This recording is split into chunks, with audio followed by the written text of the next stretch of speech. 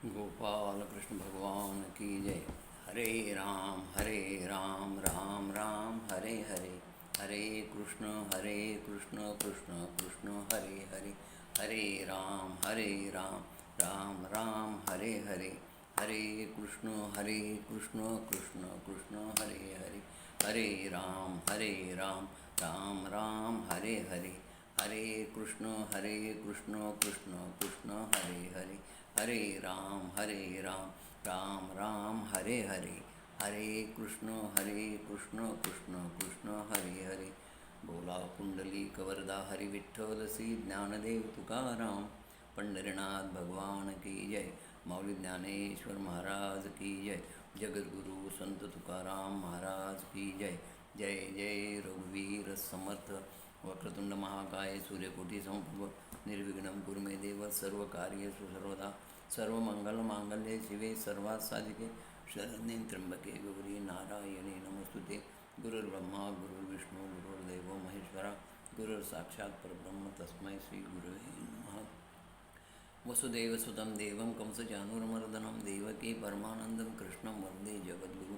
जयाचा जगी जन्म नामार्थ झाला, जयाने सदा वास नामात केला, जयाच्या मुखी सर्वदा नाम कीर्ती, नमस्कार त्या ब्रह्मचैतन्यमूर्ती। जरचरी वनिरेणू आठवी वत्स नित्य, जनन करी कामे बालका पाची चित्त, तदुपरी गुरुमाये लेकुरा ठेवी प्रेम, श्री सद्गुरु रामानंद तुम्हा प्रणाम। आहे तू जननी मध्ये नकळे अज्ञान मी लेकरू, घाली गे मद प्रेम पाकर सदा, दूरी नको गे धरू, प्रेमे बाहत मुक्त कंठ करुणी, नाही तुझे बंधन, प्रल्हादा गुरुराज यानित तुम्हा माझे आसो वंदन। जय जय रघुवीर समर्थ, श्रीराम समर्थ, गोपाल कृष्ण भगवान की जय। आज आपला भागवत कथेचा 6वा दिवस, या 6व्या दिवसाचा तिसरा कथाभाग आपण आज बघणार आहोत। आपण मागच्या कथाभागामध्ये कृष्ण परमात्माचे 16,108 विवाह, त्यांच्या नातवांचे त्यांच्या पंतूचे विवाह आपण पाहिले। आपण कृष्ण भगवंताचा गृहस्थाश्रम बघणार आहोत की हा कृष्ण परमात्माचा गृहस्थाश्रम बघावा अशी इच्छा नारद महर्षीच्या मनात निर्माण झाली। खरं म्हणजे नारद महर्षी ब्रह्मचारी आहे, ब्रह्मचार्याने गृहस्थाचा प्रपंच पाहूच नये, पण नारदाच्या मनात इच्छा झाली। काय मनात इच्छा झाली, कुतूहल निर्माण झालं की 16,108 पत्न्या असताना तो या सगळ्या स्त्रियांची कसा संसार करत असेल, कुठे जेवत असेल, कसा राहत असेल, त्यांच्याशी कसा सुसंवाद करत असेल। आणि म्हणून हा मनामध्ये विचार, हा नारदाच्या मनातला कुतूहलाचा प्रश्न होता की 1-2 पत्नी असेल तर लोक त्रस्त होतात, परेशान होतात। येतं तर 16,108 जण येतं आणि प्रत्येकाचे स्वभाव वेगळे, आणि म्हणून हे कुतूहल निर्माण झाल्यामुळं नारद द्वारकेला श्रीकृष्णाच्या महालात आले। आता श्रीकृष्णाचे 16,108 महाल होते। पहिल्या महालात आले तर रुक्मिणीचा महाल होता। रुक्मिणीच्या महालात आल्याबरोबर त्याने पाहिलं तर नारदाला त्यांनी पाहिलं द्वारकेत। नारद आल्याबरोबर त्या नारदांना जे आहे ते त्यांनी त्यांचं स्वागत केलं। बरं, हे स्फटिकाने रत्नांनी बनलेले 16,108 महाल होते, आणि त्या महालामध्ये आल्याबरोबर त्यांनी पाहिलं तर रुक्मिणी पंख्यांवर बसलेली कृष्ण परमात्मा। नारदाला पाहताच कृष्ण परमात्मा पलंगावरून खाली उतरले। त्यांनी देवर्षी नारदाचं स्वागत केलं, नमस्कार केला, केव्हा आली, काय आली, क्षमकुशल विचारलं आणि कंदफळमुळे देऊन जेवणाचा आग्रह केला। पण नारद म्हणे, छे मी जेवणार नाही म्हणे, मी 1च मिनिटात आलो। अहो, नारद तिथून पळाले। नारदाच्या मनात असं कुतूहल होतं की इथं कृष्ण दिसलेत, जांबुंदीच्या महालात काय अंधार आहे। अहो, येऊन पाहतं तर जांबुंदीच्या महालामध्ये सारीपाट खेळायलेत कृष्ण। अरे, मनामध्ये विचार केला की तिथं ती त्यांना पंख्यानं वारं घालत बसले, इथं सारीपाट खेळायला दिसत आहेत म्हणले। माझे ते आले केव्हा? आणि नारदाने आपल्याला काही माहीतच नाही, भगवंतानं काही माहीतच नाही असं दाखवून विचारलं, अरे केव्हा आला? ते म्हणले काय आत्ताच आलो. या म्हणले दुपारची वेळ जेवण नाही नाही म्हणले जेवण नाही करणार म्हणजे मी 1 मिनिटात येतो म्हणून पुढच्या महालात गेले. सत्यभामेच्या महाराज येऊन पाहतात तर मुलांना खेळवायले.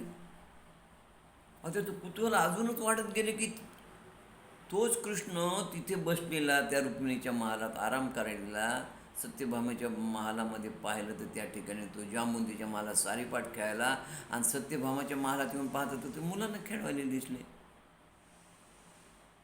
थांबा जेवण करा. प्रत्येक महालात कृष्ण मुद्दाम त्यांना विचारतो तो केव्हा आलात हा प्रश्न आणि दुसरं भोजन करा. ते नाही म्हणायचे आणि पटकन पाहिजे. कृष्णाला त्याची सगळी लीला माहीत होती की हे प्रत्येक महालात माझ्या किती वेळापासून फिरायले.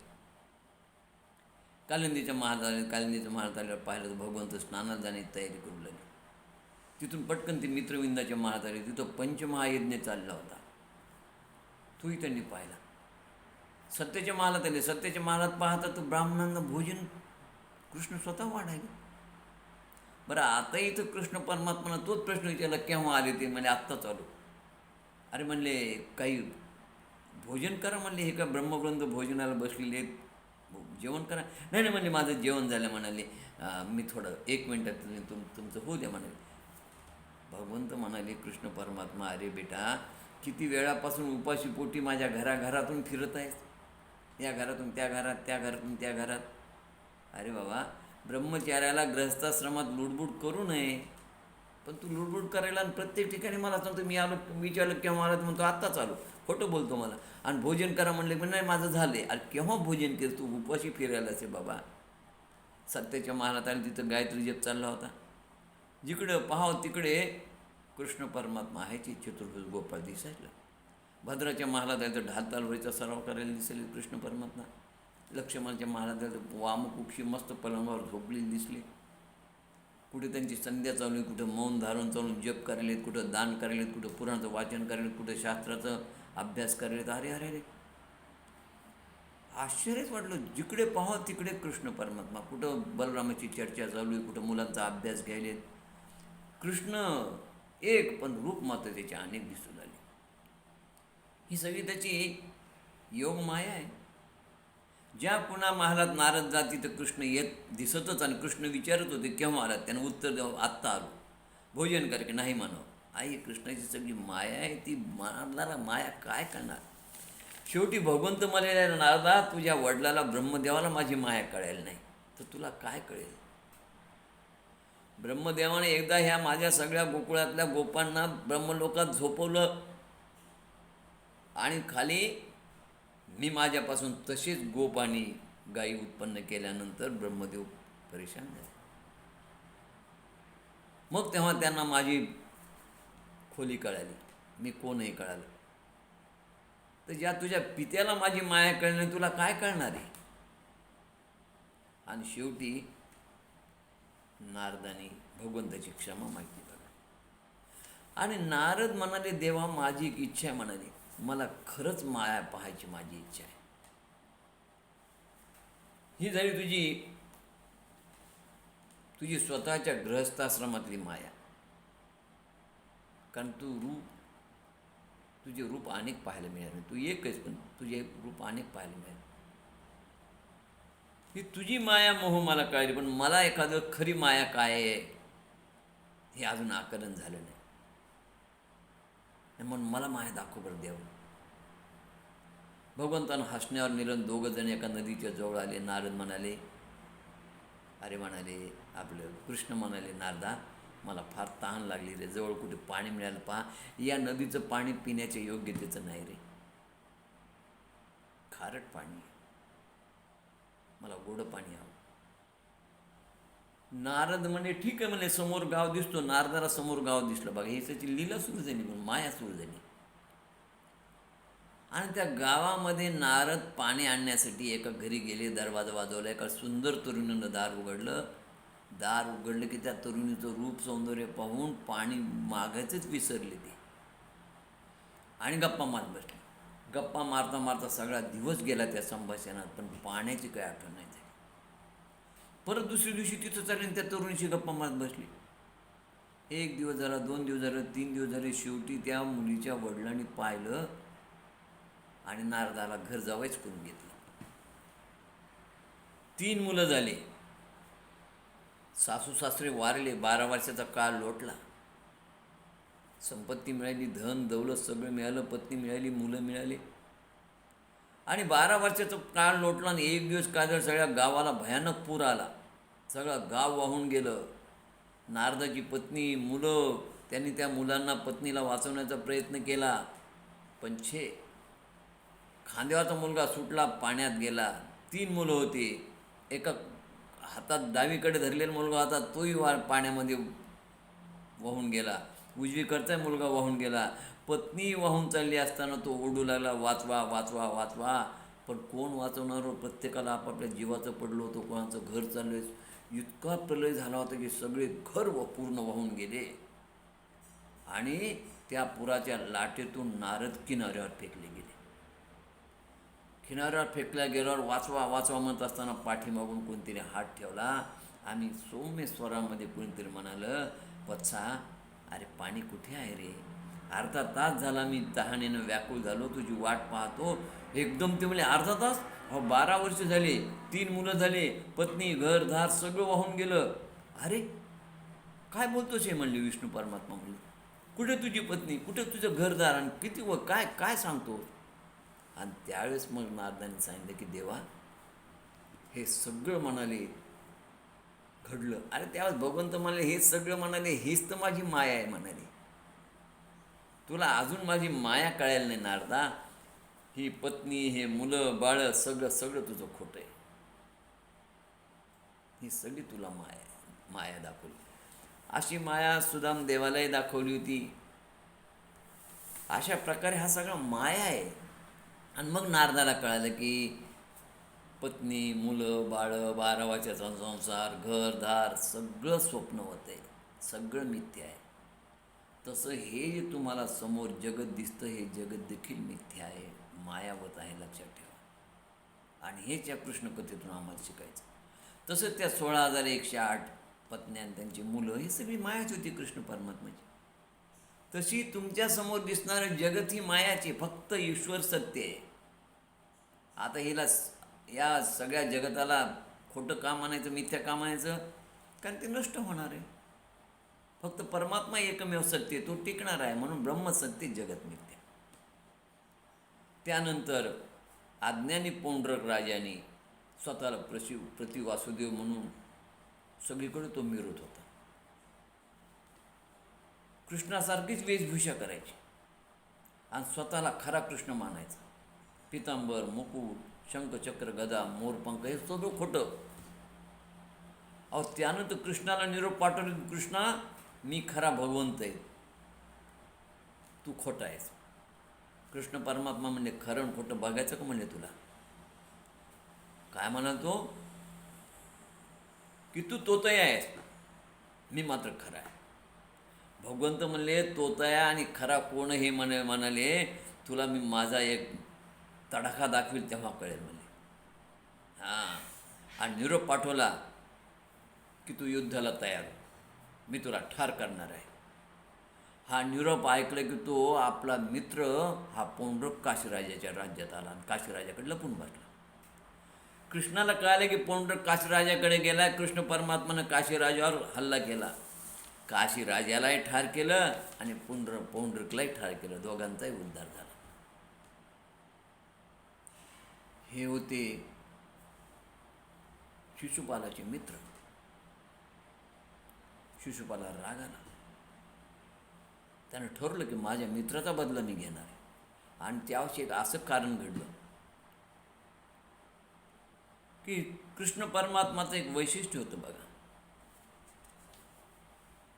हे पुढे कारण घडलं. पुढे मग शिशुपालाचा कृष्णाच्या हातानं वध झाला. पण कृष्णावर तो डाफरन्स होता की कधीतरी मी या माझ्या मित्राचा बदला घेईन, काशीराजाचा आणि पौंड्रराजाचा. आता पुढे काय झालं की ह्या कृष्ण परमात्माचा नित्यनेम असा असायचा की कोंबडा आरवलं की ते सकाळीच उठायचे. म्हणजे कृष्ण परमात्मा निर्गुण निराकार होते, परब्रह्म होते, पण मनुष्य रूपानं भूतलावर जन्म घेतल्यामुळे मनुष्य रूपाचंच त्यांनी धर्माचंच आचरण केलं आणि आम्हाला ते आचरण कसं करावं हे शिकवलं. कोंबडा आरवला की उठायचे, ब्रह्ममुहूर्तावर स्नान संध्या करायचे, देवानं वंदन करायचे, होम हवन करायचे, देवाची पूजा करायचे, गायत्री मंत्र म्हणायचे, सूर्याला अर्घ्य द्यायचे. का? मनुष्य अवतार. आणि नित्य व्यायाम करायचे. आणि व्यायाम केल्यानंतर वस्त्र अलंकार परिधान करून सर्व ज्येष्ठ विभूतींना गायींना वंदन करून रथात बसून सुधर्मा राज्यसभेत यायचे आणि तिथे आल्यानंतर आलेल्या लोकांच्या अडीअडचणी सोडवायचे. तुमच्या आमच्यासारख्या सामान्य गृहस्थासारखं त्यांचं सगळं हे आचरण होतं का? तर आम्ही त्याप्रमाणे आचरण करावं म्हणून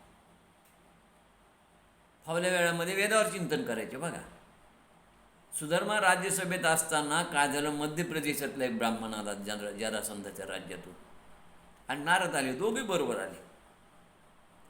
दोघं बरोबर आल्यानंतर कृष्ण परमात्मा नारदाला म्हणले, बसा थोडे या ब्रह्मवृंदाचं काय म्हणणं आहे विप्राचं आपण ऐकू आणि त्यांचा निरोप घेऊ, त्यांचं काय म्हणणं तर सोडवू आपण त्यांच्या समस्या आणि मग आपण बोलू. नारद म्हणले ठीक आहे, म्हणले मी थांबतो. मग त्याने त्या ब्रह्मवृंदाचं स्वागत केलं, त्याला क्षमकुशल विचारलं आणि मग त्या ब्राह्मणाला विचारले की काय समस्या आपली. त्याने सांगितलं, मी मध्य प्रदेशातून जरासंधाच्या राज्य दरबारातून आलो. म्हणले, देवा आपण अवतारी पुरुष आहात, या जगाच्या कल्याणासाठी दुष्टाचा संहार करण्यासाठी तुमचा अवतार आहे. या जरासंधाच्या राज्यात कैदीमध्ये 20,800 राजे आहेत आणि त्या राजांनी आपल्याला त्यांच्या तावडीतून सुटका करावी अशी विनंती केली. मला निरोप दिला, मग मी तुमच्याकडे आलो. ठीक आहे म्हणे, होईल तुमचं काम. आणि तो ब्राह्मण तिथून निघून गेला. मग त्यांनी नारदाला विचारलं, नारद तुमचं कसं येणं झालं? त्यावेळेस त्यांनी सांगितलं की बाबा मी हस्तिनापुरावरून आलो, धर्मराजाची इच्छा आहे की राष्ट्रीय यज्ञ करावा. मग त्यावेळेस कृष्ण परमात्मा म्हणाले काही हरकत नाही म्हणे. एरवी त्या ब्राह्मणाला मी होकार दिला, त्या ब्राह्मणाचे काम होईल म्हणे. आता राजसूय यज्ञ करायचं म्हणजे सगळ्या बलाढ्य राजांनी धर्मराजाचं मांडलिकत्व मान्य करायला पाहिजे. पण जरासंध हा गर्विष्ठ आहे, तो धर्मराजाचं सार्वभौमत्व मान्य करणार नाही, म्हणून जरासंधाचा वध करावा लागेल. म्हणजे धर्मराजाचा राष्ट्रीय यज्ञ सहज होईल आणि जरासंधाचा वध करून त्याच्या राज्यामध्ये असलेले 20,800 राजांची सुटका होईल. ठीक आहे म्हणाले कृष्ण परमात्मा. मग हस्तिनापुरामध्ये नारदाच्या निरोपाप्रमाणे कृष्ण परमात्मा आले. इंद्रप्रस्थामध्ये पांडवांनी कृष्णाचं जोरदार स्वागत केलं. आत्या कुंतीला, वडीलधारी मंडळींना नमस्कार केला. श्रीकृष्ण म्हणाले त्या मीटिंगमध्ये राष्ट्रीय यज्ञाच्या की राष्ट्रीय यज्ञ करू आपण, परंतु अगोदर म्हणाले आपल्याला या बलाढ्य राजानं तुमचं मांडलिकत्व मान्य करायला पाहिजे. पहिले म्हणले या जरासंधावर विजय मिळवावा लागेल. जरासंधावर विजय मिळवण्यासाठी म्हणले त्याला मारण्याची युक्ती मी सांगेल. हे निमित्त म्हणले भीम राहील, पण भीमाच्या हाताने त्याच्याशी द्वंद्वयुद्ध करून तो मरेल म्हणाले आणि नंतर मग राष्ट्रीय यज्ञ आपण करू. मग पूर्व पश्चिम उत्तर दक्षिण दिशेला चारही दिशेला सैन्य आणि घोडा पाठवला. या चारही दिशेच्या सगळ्या राजांनी मांडलिकत्व मान्य केलं. मग म्हणले आता फक्त जरासंध राहिला. जरा नावाच्या राक्षसनीने त्याला सांधून 2 भाग सांधून तो तयार झाला होता, म्हणून त्याचं नाव जरासंध होतं. अत्यंत पराक्रमी होता, बलशाली होता. कंसाचा सासरा होता हा. त्यानं मथुरेवर 18 वेळा हल्ला केला होता. त्यावेळी 18 वेळा कृष्ण परमात्माने या जरासंधाचा हल्ला परतवून लावला होता. आता कृष्ण, भीम, अर्जुन ब्राह्मण रूपामध्ये त्याच्याकडे आले आणि तो ब्राह्मणाला फार मानत होता. ठीक आहे म्हणाले, काय इच्छा? म्हणाले मल्लयुद्ध करायची इच्छा आहे. त्यानं ओळखलं की ब्राह्मण मल्लयुद्ध करू शकत नाही.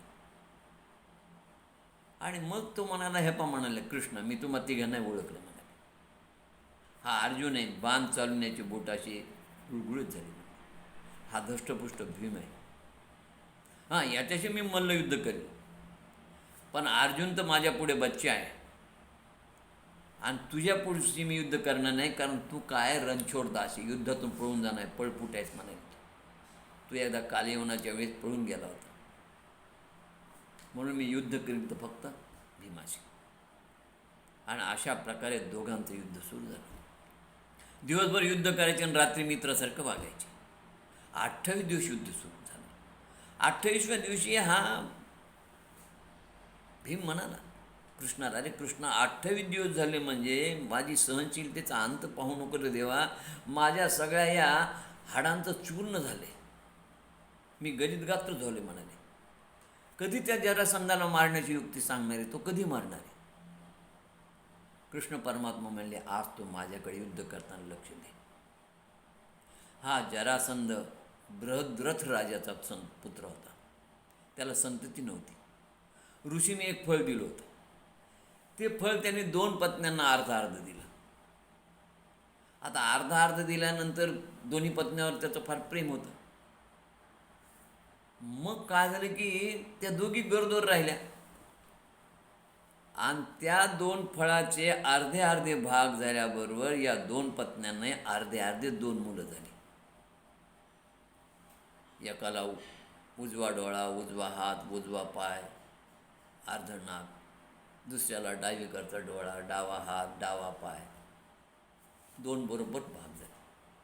आता 2 भाग झाल्यानंतर राण्या घाबरल्यानंतर त्याने ते दोन्ही भाग जे ते शेवकाच्या हातानं जंगलात टाकून दिले.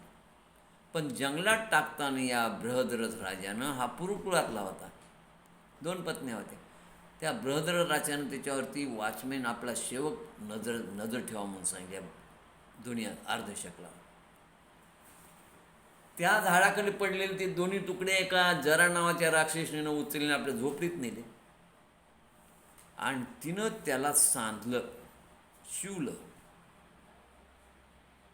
शिवल्यानंतर ती म्हणत होती, तो संजीवनी मंत्रच झाला. ती म्हणत होती, जगा रे बाळानो जगा, जगा रे बाळानो जगा. सांधल्यानंतर राजाकडून काही बक्षीस मिळवून त्यांनी राजाला ते पुत्र आणून दिला. राजाने तिला भरपूर बक्षीस दिलं आणि हा जरासंध आज सम्राट झाला. हां, 20,800 राजे त्याच्या राज्यात त्याच्याकडे होते. त्याला 2 मुली होत्या, त्या दोन्ही मुली कंसाला दिल्या होत्या, पण कृष्णानं कंसाला ठार केलं. त्याला एक वर होता, हातपाय तुटले की परत तो चिकटायचे, सांध्यात सांधा बसला की तो जिवंत व्हायचा. म्हणून कृष्ण परमात्माने युद्ध करताना भीमाला सांगितलं होतं, आणि कृष्ण परमात्मा एक झाडाची फांदी घेऊन तिचे 2 भाग केले आणि दोन्हीकडे फेकले. त्याप्रमाणे जरासंधाने त्याच्या पाय देऊन त्याला त्याच्या पायापासून शिरापर्यंत फाडला. उजवीकडचा भाग उजवीकडे आणि डावीकडचा भाग डावीकडे टाकला. 2 भाग झाले, दुभांगल्या गेल्यानंतर, पण ते दोन्ही भाग एकात एकाने चिटकल्या गेले, कारण ते जरा नावाच्या राक्षसीने सांधले होते. मग कृष्ण परमात्मानं युद्ध करता करता ती फांदी जी तोडली आणि उजव्या हातातला भाग डावीकडे आणि डाव्या हाताचा भाग उजवीकडे टाकल्यावर याच्या लक्षात आलं, यानं परत त्याला फाडल्यानंतर उजवीकडचा भाग डावीकडे आणि डावीकडचा भाग उजवीकडे टाकला.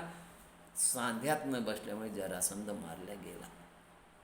अशा रीतीने 20,800 राजांची श्रीकृष्ण परमात्मानं सुटका केली. जरासंधाचा मुलगा होता सहदेव, पांडवाप्रमाणे सहदेवात त्यांच्याकडे, त्या सहदेवाला राजगादीवर बसवलं आणि अशा रीतीने राजसूय यज्ञ सुरू झाला. जरासंध मारल्यानंतर सगळे राजे मांडणी केलं होतं. मग आता राजसूय यज्ञामध्ये असा प्रश्न निर्माण झाला की अग्रपूजेचा मान कोणाला द्यायचा.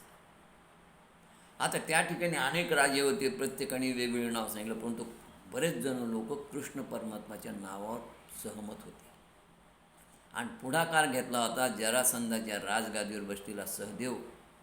त्यांनी पुढाकार घेतला, कारण त्याला राजगादीवर कृष्ण परमात्मानं बसवलं होतं.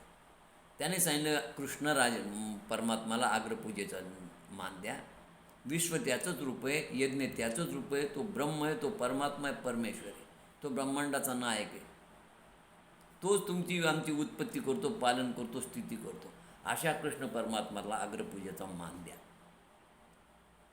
बाकी राजाने त्याच्यावर सहमती दर्शवली, फक्त विरोध एकाने केला आणि तो होता विरोध करणारा म्हणजे शिशुपाल. शिशुपालने विरोध केला. शिशुपाल म्हणला, इथं कृष्णापेक्षा वयोवृद्ध, ज्ञानवृद्ध, तपोवृद्ध लोक आहेत. या दुष्ट गोपाळा, या गवळ्याला, याला कशाला म्हणजे तुम्ही अग्रपूजेचा मान देता? याचा कोणता आश्रम धर्म नाही, कुठला उच्च वर्ण नाही म्हणाले. आणि दुसऱ्याच्या संसारातून बायका पळवणार हा चोर, याला कुठला मान देता म्हणे पूजेचा? कारण त्याची पत्नी जी रुक्मिणी शिशुपालाला द्यायची होती ती त्याने पळवून नेली होती आणि म्हणून तो चिडला. बरं, गंमत अशी बघा, हा जेव्हा जन्माला आला ना, त्यावेळेस हा जन्माला तेव्हा विचित्र अवस्थेत जन्माला होता. बेडप होता, दिसायला भीतीदायक होता. 2 डोळे, तिसरा डोळा होता मध्यभागी, दात बाहेर आले होते म्हणजे, आणि 4 हात होते आणि 3 डोळे होते. भयानक दिसत होता. आता भयानक दिसत होता म्हणल्यावर त्याच्याबद्दल जातक कर्म करताना भविष्यकाराने सांगितलं होतं की याचा काळजी करू नका म्हणे, याचा एक डोळा म्हणे गळून पडेल म्हणे. आता हा जो होता तो त्याच्या आतीचाच मुलगा होता. कृष्णाला 2 आत्या होत्या, कुंती ज्यांना 5 पांडव झाले होते, आणि दुसरी आत्या म्हणजे ही श्रुतिश्रुवा. या श्रुतिश्रुवाला शिशुपाल, दंतवक्र आणि एक कन्या होती, जिचा विवाह कृष्णाशीच झाला होता. म्हणजे हे कृष्ण आणि शिशुपाल त्याचे मेहुणे होते. तर असा हा विचित्र जन्माल्यानंतर त्या भविष्यकारांनी सांगितलं की हा तुम्ही प्रत्येकाच्या मांडीवर द्या. ज्याच्या हातानं पुढे त्याचा मृत्यू होणार आहे, शेवटी त्याच्या मांडीवर देतात हा तिसरा डोळा, आणि दोन्ही हात त्याचे निखळून जाते आणि तुम्हाला याच्या हातून मृत्यू होणार हे कळेल. मग ही श्रुतिश्रुवा जे येईल त्या श्रुतिकीर्ती किंवा श्रुतिश्रुवा दोन्ही तिचं नाव, दोन्ही नावानं काही ठिकाणी श्रुतिकीर्ती नावे, काही ठिकाणी श्रुतिश्रुवा नावे, कोणतंही नाव वेगवेगळ्या ग्रंथामध्ये वेगवेगळे नाव. या श्रुतिकीर्तीनं प्रत्येकाच्या मांडीवर त्याला द्यावं. कृष्णाला कृष्णाच्या मांडीवर देऊन, कृष्णाच्या मांडीवर दिल्यावर एक डोळा 2 हात गळून पडले आणि तिच्या लक्षात आलं की याच्या हातून याचा मृत्यू आहे. म्हणून तिने त्याला विनंती केली, कृष्णा याला मारू नको बरं, हा तुझ्या आत्याचा मुलगा आहे. कृष्णाने सांगितलं, आई आते, याचे 100 अपराध होस तर मी याला मारणार नाही, पण 100वा अपराध झाला की मी याला ठार करेन. याने अनेक अपराध केले पण कृष्ण परमात्म्याने त्याला क्षमाच केली. आज त्याचा 100वा अपराध झाला होता. तो कृष्ण परमात्माला अद्वा बोलू लागला. आणि एवढंच नाही तर तो कृष्ण परमात्मावरती शस्त्र घेऊन धावून आला. त्यावेळेस पांचाल, द्रुपद, यादव त्याच्या अंगावर धावून गेले, पण त्या सगळ्यांनी सांगितलं, थांबा थांबा, त्याचा हा 100वा अपराध आहे, तो माझ्यावर येऊन धावून आला आहे ना, येऊ द्या. आणि मग कृष्ण परमात्माने त्याचे 100 अपराध झाल्याबरोबर सुदर्शन चक्र सोडलं आणि सुदर्शन चक्राच्या सहाय्यानं शिशुपालाचं मस्तक उडवलं. ते तुटलं, तो गतप्राण झाला आणि त्याचं शरीरातील एक ज्योत निघून बाहेर पडली आणि ती कृष्ण परमात्मामध्ये विलीन झाली. अशा रीतीनं हा जय विजय यांचा शेवटचा जय या ठिकाणी मारला गेला.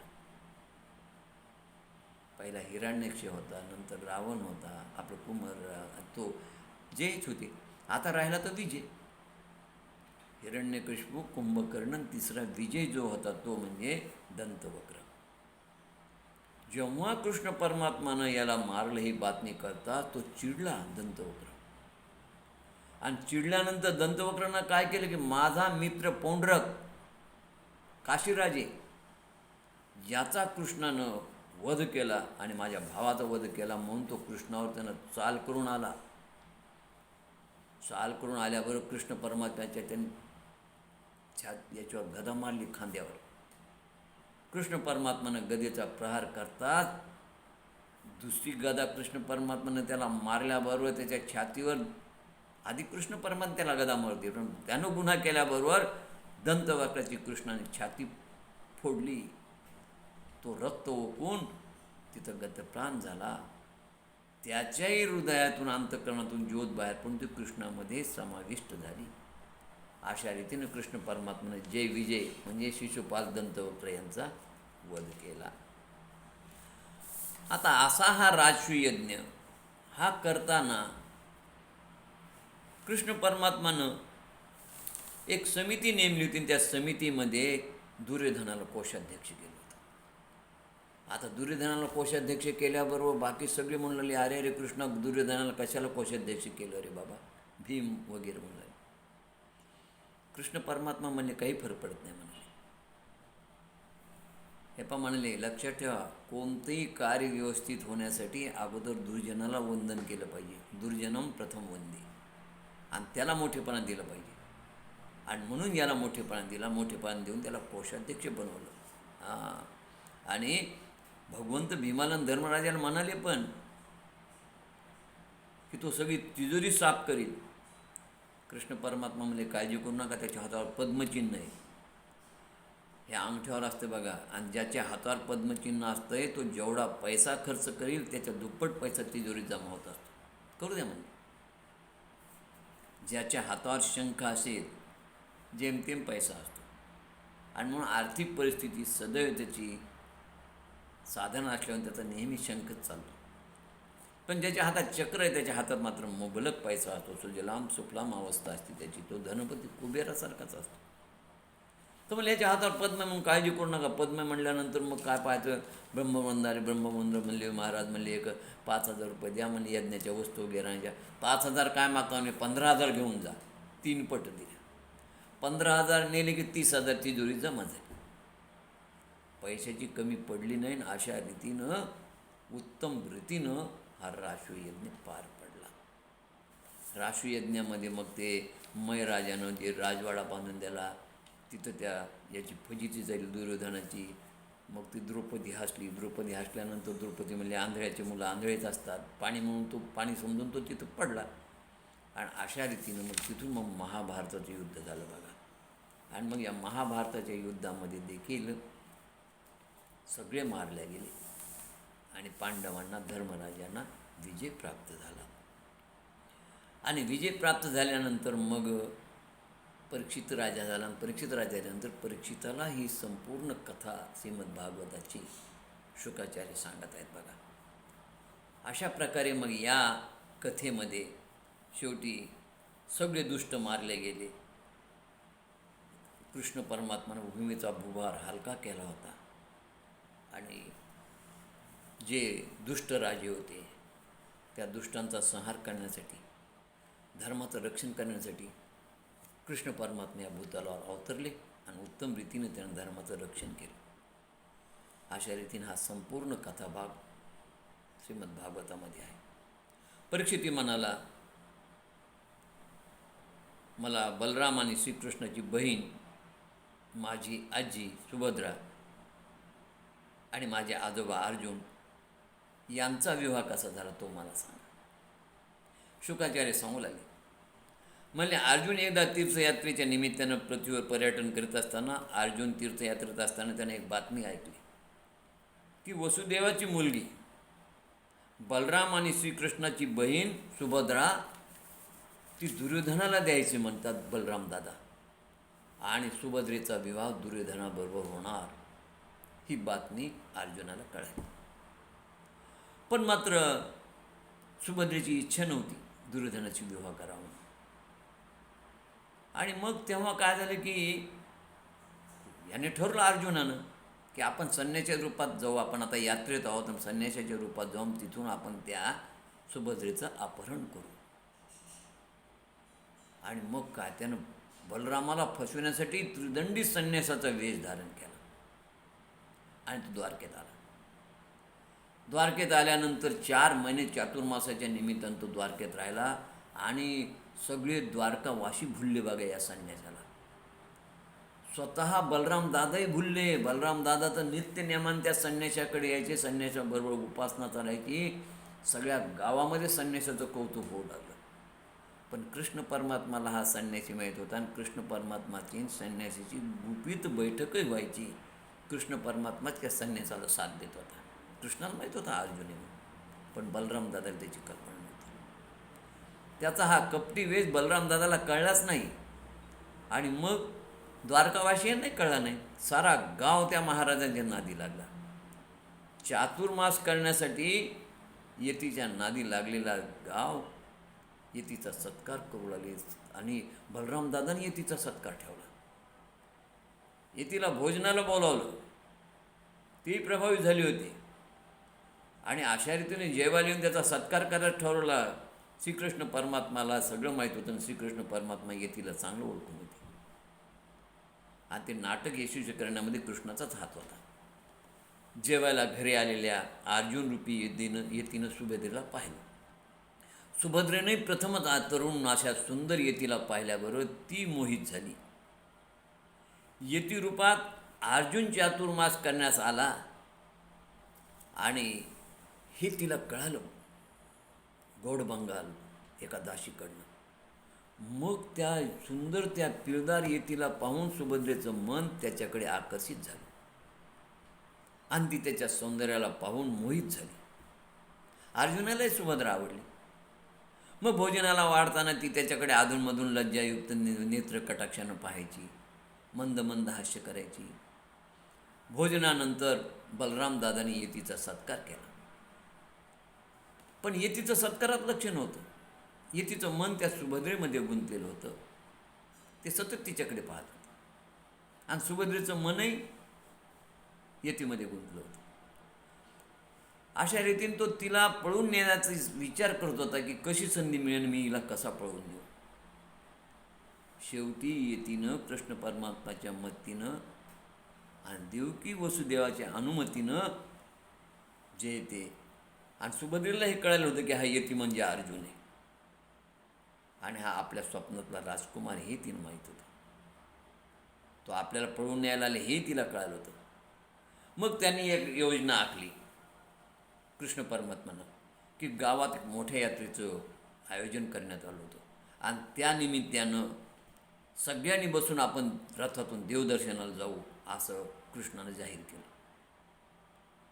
मग काय पाहायचं, हे सगळे त्या रथामध्ये बसून गेले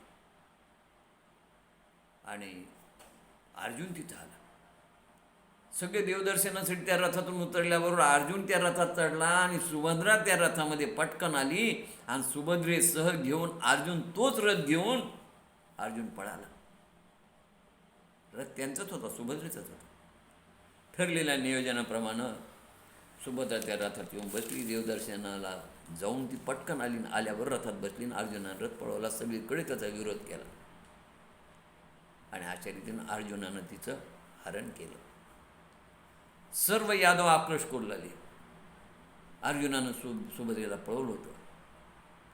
यती वेशात तो अर्जुनच होता हे कळल्यावर बलराम दादाला खवळले, राग आला. आधी बलराम दादा त्या यतीच्याच नावानं उडू लागले की भोंदू आहे, आपण यतीच्या उगत आलेलो, यती घेऊन गेला. पण कृष्ण म्हणाले, दादा अरे काय तो यती नव्हता रे, तुम्ही त्याला ओळखलं नाही, तो नक्की अर्जुन असणार आहे असा माझा अंदाजे म्हणाले, म्हणजे पक्क म्हणाले. आणि मग खवळले बलराम दादा, अर्जुनाच्या नावानं खडे फोडू लागले. श्रीकृष्ण परमात्माने शेवटी त्यांना शांत केलं. म्हणले जाऊ द्या म्हणाले. एखाद्या संन्याशाच्या नादी लागून पळून गेली असती त्याच्यापेक्षा अर्जुनाच्या बरोबर गेली, जाऊ द्या म्हणले, शांत व्हा. असं करून त्यांनी बलराम दादाला शांत केलं आणि बलराम दादाच्याच मध्यस्थीनं सुभद्रेचा अर्जुनाचा विवाहही कृष्णानंच लावून दिला. अशा प्रकारे ही कृष्ण परमात्माची कथा. यानंतर पुढची कथा येते ती म्हणजे सुदामाची. परीक्षित शुकाचार्यानं म्हणाला, महाराज मला आता सुदामा आणि श्रीकृष्ण यांचं चरित्र सांगा, ते आख्यान सांगा. आणि शुकाचार्य सांगू लागले. सुदामा नावाचा श्रीकृष्ण परमात्माचा मित्र होता, ब्राह्मण सखा होता. तो मोठा ब्रह्मवेत्ता होता, शांतचित्त होता, विरक्त होता. त्याची पत्नी विरक्त होती. अन्न वस्त्र पुरेसं मिळत नसल्यामुळे ते दोघे आशक्त होते. वर्णन तर कीर्तनकार फार छान करतात. रोडका, उंच मान, छाती बरगड्या लुकलुकणाऱ्या वगैरे वगैरे. अंगावरचं वस्त्रही जीर्ण होतं. हा गुजरातमधल्या, सौराष्ट्रात आजचं जे पोरबंदर आहे, म्हणजे महात्मा गांधीचं जन्मस्थान, ही पूर्वीची सुदामदेवाची सुदामपुरी आहे. हे सुदामाचं गाव आहे पोरबंदर. आणि गरिबी परिस्थितीमध्ये अंगावरती फाटकं धोतर, डोक्यावर चिंध्या, प्राण नाही उरलेला हो, अशक्त, सगळं वस्त्र जीर्ण झालेलं, मळकट आणि अनवाणी फिरायचं. एक दिवशी बायको म्हणाली, दरिद्र्यानं पिडलेली बायको म्हणाली, अहो तुम्ही नेहमी सांगताय कृष्ण नावाचा तुमचा मित्र आहे, तो द्वारकेचा राजा आहे, तो फार उदार आहे, हे वारंवार सांगता. एकदा त्याला जाऊन भेटून या नो. किती परिस्थिती आपली गरिबीची चालली आहे, मुलांना खायला मिळणं. जर त्यानं मित्रत्वाच्या नात्यानं थोडं काही जर दिलं तर मुलं 4 दिवस गोडधोड खातील हो, पोटभर जेवतील तरी मुलांना पोटभर जेवायला मिळेना. तेव्हा सुदामा म्हणाला, जायला हरकत नाही, माझा कृष्ण हा दयेचा सागर आहे, त्याचं सामर्थ्य फार मोठं आहे, त्यानं जर मनावर घेतलं तर आमची 4 दिवसाची काय, कायमचीच आमची गरिबी दूर होईल म्हणाले. पण त्याच्या भेटीला मी रिक्त हातानं कसा जाऊ? त्याच्या भेटीला जायला काही नाही ना माझ्याकडे. द्वारकेला जाण्याचं मला माझ्या मनात आहे, श्रीकृष्ण दर्शनाचा मला फार मोठा योग येईल म्हणाले, आणि माझी इच्छा आहे. मग त्या पत्नीनं 4 घरी जाऊन भीक मागून पोहे आणले बघा, मुठभर पोहे. आणि ते मुठभर पोहे त्या कृष्णाच्या, आपल्या सुदामाच्या उपवस्त्रामध्ये बांधून दिले. कळकट मळकट असलेलं ते अंगावरचं उपवस्त्र, बस. आणि सुदामा कृष्णाच्या भेटीला निघाला. श्रीकृष्णाचं चिंतन करत करत तो द्वारकेला पोहोचला. सुदामा रक्षकाच्या 3 छावण्या, म्हणजे 3 चौक्या पार करून तो महाद्वारात आला. महाद्वारात आल्यानंतर त्या सगळ्या द्वारपालांनी त्याला पाहिलं. एकदम गलित गात्र, देह जीर्ण झालेला, मळकट वस्त्र धारण केलेला, ज्याच्या अंगावरती 2 काष्टी धोतर होतं, पण त्याला 17 गाठी मारलेल्या होत्या. डोक्याला मुंडाचं बांधलेलं होतं, तो फाटकं होतं. अंगावरचं उपरणं, उपवस्त्र फाटकं होतं. पायामध्ये चप्पल नाही, हातामध्ये काठी, म्हातार झालेला. आणि अशा त्या गलित गात्र झालेल्या, ज्याच्या बरगड्या सगळ्या दिसत होत्या, मान लुकलुक करत होती, अशा त्या गलित गात्र झालेल्या सुदामाची त्या द्वारपालांनी चौकशी केली. अहो म्हणाले, आधी तर त्यांना तो भिकारीच वाटला हो. मग त्यांनी सांगितलं, नाही नाही म्हणे, मी कृष्णाचा मित्र आहे, सुदामा आहे, तुम्ही फक्त कृष्ण परमात्माला माझा निरोप पाठवा. आणि ते म्हणे, ठीक आहे. आवो कन्हैया आवो मुरारी, तेरे द्वार आया सुदामा भिकारी. 2 पद फार छान आहे तिथे. दुसरे, अरे द्वारपालो कहे ना कन्हैया से कहे दो, तुम्हारा मित्र सुदामा आया है. कथेमध्ये हे दोन्ही पद म्हटल्या जातात. मग कृष्णाला जाऊन त्यांनी वर्दी पाठवली की एक गरीब ब्राह्मण, अंगावर फाटके मळकट कपडे घातलेल्या, कृषी झालेले त्याचं देह आहे, तो तुम्हाला तुमचा मित्र म्हणतो आणि नाव सुदामा सांगत आहे. अहो निरोप मिळताच कृष्ण परमात्मातून जागेवरून उठले आणि नुसते पळतच सुटले. धावत धावत ते आले आणि सुदामाला त्याने गळ्याला लावलं, छातीला लावलं, त्याचं स्वागत केलं, त्याला महालात नेलं, त्याच्या हाताला धरून स्वतः पाय धुतले आणि आपल्या उपवस्त्राने त्याचे पाय पुसले.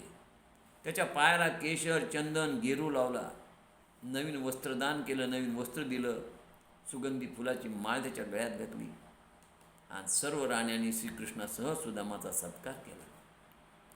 द्वारपालांनी तिथे काम करणाऱ्या त्या सर्व लोकांना आश्चर्य वाटलं. अरे म्हणले, काय कमाल, म्हणले, या दरिद्र ब्राह्मणानं काय पुण्य केलं असेल हो. श्रीकृष्ण परमात्मा स्वतः त्याचा सन्मान केला, स्वतः हातात धरून नेलं. कृष्ण परमात्मानं स्वतः त्याचे पाय धुतले, पायातले काटे काढले. अरे अरे म्हणे, आणि नंतर मग पायातले काटे काढले आणि त्याला पलंगावर बसवलं, कंद फळमूळ दिले खायला, भोजन झालं छानपैकी. आणि म्हणाले, सुदामा तुला आठवतं का रे, आपण गुरुगृही असताना कसे छान राहत होतो. आपण एकदा रानामध्ये गेलो होतो लाकड तोडून आणण्यासाठी. गुरुजींना, गुरुमाईनं आपल्याला वनात पाठवलं होतं. पावसाचे दिवस नसताना केवढं मोठं वादळ आलं होतं, पाऊस पडू लागला, भयंकर मेघगर्जना होऊ लागल्या, विजा चमकू लागल्या, सूर्य अस्तमाला गेल्यामुळं सगळीकडे अंधार झाला होता आणि सगळीकडे पाणीच पाणी चोहीकडे झालं होतं. असं सांगत असताना सुदामा एकदम शून्यात गेला. सुदामा म्हणाला, न आठवून कसे रे देवा म्हणाले. असं म्हणून त्याला ते सगळं मागचं चलचित्रपट सुदामाच्या डोळ्यासमोर येऊ लागला. त्याला सगळं स्मरण होऊ लागलं. सुदामा शून्यात पाहू लागला आणि कृष्ण परमात्मा बोलू लागला. काय त्याला आठवत होतं? त्याला आठवत होतं की पावसाचे दिवस नसताना पाऊस येऊ लागला, अंधार पडला होता. त्या अंधारामध्ये आम्ही झाडं